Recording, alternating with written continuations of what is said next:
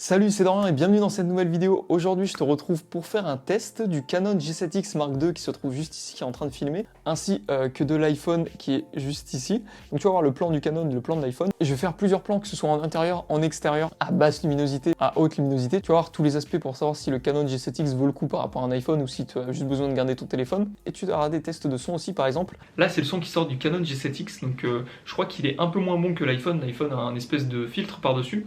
Mais voilà, tu vas voir un petit peu tout ça. Donc on se retrouve dans une luminosité plutôt pas mal. Je vais te montrer un petit peu le setup. Donc là on a une light, du coup là on a le Canon G7X qui me filme, et là on a une autre light ici. En gros là c'est un petit peu le setup monté un petit peu avec suffisamment de luminosité pour m'éclairer, pour faire un bon rendu. Sur le Canon je suis en mode manuel, et là je suis en train de filmer en automatique avec le Canon. Donc le mode automatique est pas mal, mais je vous conseille un petit peu de bidouiller un petit peu, d'apprendre même pour ceux qui s'y connaissent pas. Moi je m'y connais pas personnellement, mais j'ai bidouillé un petit peu dans le mode manuel, surtout que le setup est toujours le même, sauf en extérieur où là je vous conseille d'être en mode automatique parce qu'au final, en fonction de la luminosité un petit peu, ça va complètement changer. Et bah voilà, donc tout de suite on va se retrouver avec les plans de l'iPhone pour les comparer entre les deux. Je vais vous mettre un petit peu les deux, des fois je vais vous mettre qu'un seul. Et donc là il s'agit des plans avec l'iPhone. Aussi je vous mettrai l'audio de l'iPhone, par exemple là tout simplement le son sort de l'iPhone et là le son sort de mon micro. Mais je sais pas si on voit une nette différence. Toutes mes anciennes vidéos étaient tournées avec l'iPhone, sauf la dernière Chill Talk qui a été tournée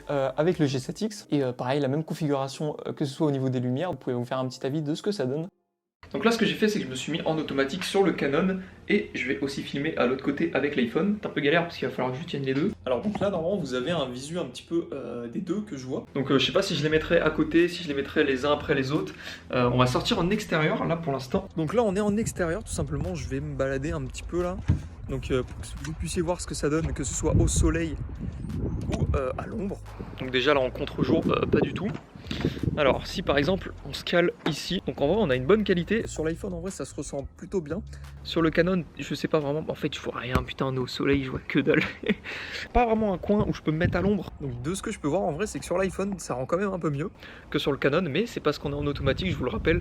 Sur l'iPhone il fait quand même de meilleurs réglages en automatique. Je vais tenter de faire des réglages en manuel sur le Canon. Donc là je me suis même pas mis en manuel, en fait je me suis mis en mode portrait, et en fait je me dis que c'est la meilleure des solutions parce que quand on est en extérieur, qu'on fait un vlog, qu'on peut pas forcément régler tous les paramètres, et bah je me dis que c'est la meilleure des solutions de se mettre en mode portrait, parce qu'en mode manuel bah ça fait quand même des couleurs assez blanches. Voilà, donc en vrai ça arrive quand même assez bien à s'adapter.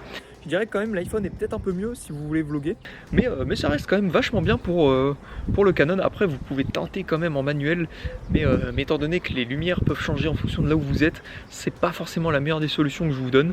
On a un bon rendu quand même sur les deux. L'iPhone fait très bien son taf, vous n'avez pas du tout la nécessité d'acheter le Canon. Après c'est vraiment si vous voulez faire un petit peu de la vidéo ou de la photo même tous les jours. Hop, là on est, attention, on est un peu plus sombre. Est-ce qu'il s'adapte?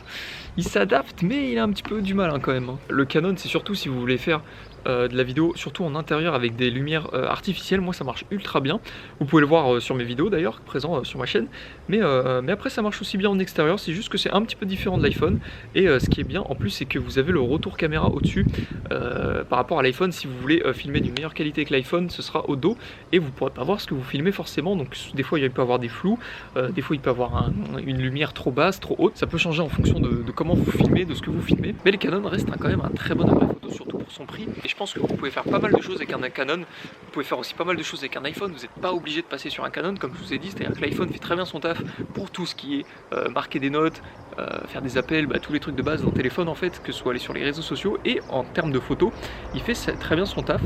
Quoi de mieux pour tenter la caméra dans des endroits sombres que tout simplement d'être dans ma chambre et de fermer tous les volets. Il faut que je démarre aussi sur l'iPhone pour qu'on puisse voir, pour qu'on puisse comparer en même temps les deux et qu'on puisse voir lequel fait mieux son taf. Donc là vous pouvez voir qu'entre l'iPhone et la caméra il y a une nette différence, que ce soit au niveau des couleurs, et personnellement je préfère au niveau du Canon. Je trouve que le fait que ce soit un peu plus sombre que l'iPhone, ça fait un beau rendu, ça fait un rendu un petit peu cinéma si je puis dire. Pas vraiment, mais enfin bref, vous avez capté. Donc hop, le mieux ça va être d'éteindre et de fermer mes volets. Donc là je vais les fermer complètement et on va voir qui c'est qui tient le mieux. Le Canon tient largement mieux par rapport à l'iPhone. Hop, je vais tester en fermant carrément ma chambre, en me retrouvant dans le noir.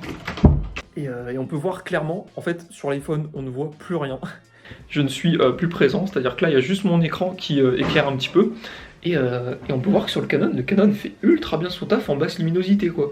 C'est insane, genre je m'attendais pas du tout à ça. En fait je m'attendais à que ça fasse un peu comme en extérieur, Mais voilà, donc là, je m'éloigne un petit peu. On me voit plus du tout sur l'iPhone et on me voit trop bien sur le Canon. Je suis choqué. Choqué, mais pas déçu. Genre vraiment pas mal. Ok, c'est cool. Bah, si vous voulez faire des vidéos en basse luminosité, je sais pas, pour du urbex ou des choses comme ça, et bah, le Canon fait très bien son taf. Fait même un peu trop bien son taf. Là, je suis pas en automatique, je suis en mode portrait. Du coup, il se focus un petit peu normalement sur mon visage. Il essaye de faire en sorte d'avoir le meilleur rendu possible avec mon visage. Et c'est insane. Genre là, vraiment, sur l'iPhone, je vous jure, on ne voit plus. Là, on me voit plus sur l'iPhone, et sur le Canon, on me voit encore ultra bien. Et ouais, non, c'est dingue. C'est dingue. Bon, je vais rouvrir. Ah, c'est bon. Parce que je t'avoue que même moi, là, je vois plus grand-chose. Limite, le Canon voit plus que mes yeux, c'est incroyable. Ok. Donc là, comme je vous ai dit, là, il y a vraiment deux luminosités différentes. Que ce soit entre l'iPhone ou le Canon. Mais je vous avoue, je préfère quand même le Canon. Peut-être pas en extérieur. En extérieur, l'iPhone fait mieux son taf que le Canon. Mais pour tout le reste, le Canon est supérieur. Voilà, c'est ce que j'en pense, c'est mon avis, je vous partage ça. Après, vous me direz ce que vous en pensez en commentaire. Enfin bref, c'est incroyable. Je suis encore sous le choc. Mais voilà, après, faut-il investir dans un Canon ou rester sur un iPhone comme celui-là?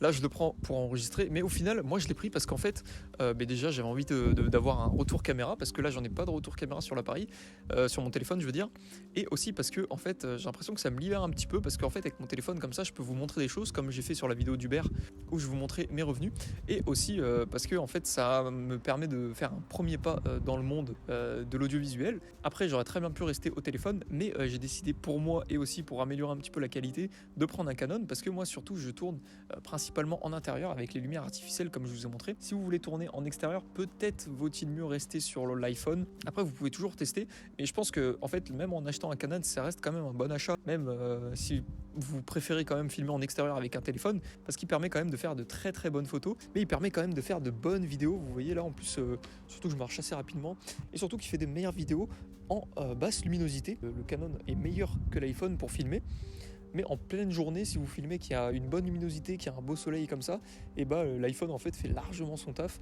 Si vous filmez en intérieur, l'iPhone fait largement son taf, mais vous voyez quand même une petite différence, surtout avec l'autofocus, que ce soit le zoom d'arrière-plan, là il n'y en a pas, mais quand je suis dans ma chambre en train de filmer, il y a un flou d'arrière-plan, pardon. Après il faut se poser la question, est-ce que mettre 500 et quelques euros, ça vaut le coup pour filmer des vidéos, pour prendre des photos?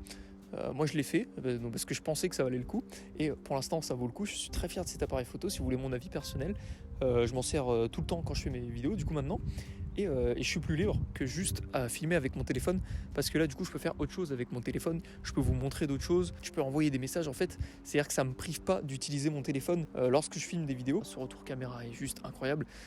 Il me permet de temps en temps de checker en haut pour voir si je suis pas flou, si je filme bien, si je suis bien dans le cadre, si je suis en plein milieu. Enfin voilà, ça fait plein de choses quand même, sinon je l'aurais pas acheté, et moi je pense que c'est un bon investissement. J'espère que cette vidéo t'a plu, n'hésite pas à me le dire dans les commentaires, et si tu as des questions à me le poser sur le Canon, parce que moi du coup je l'ai et je pourrais t'y répondre si tu as des questions spécifiques.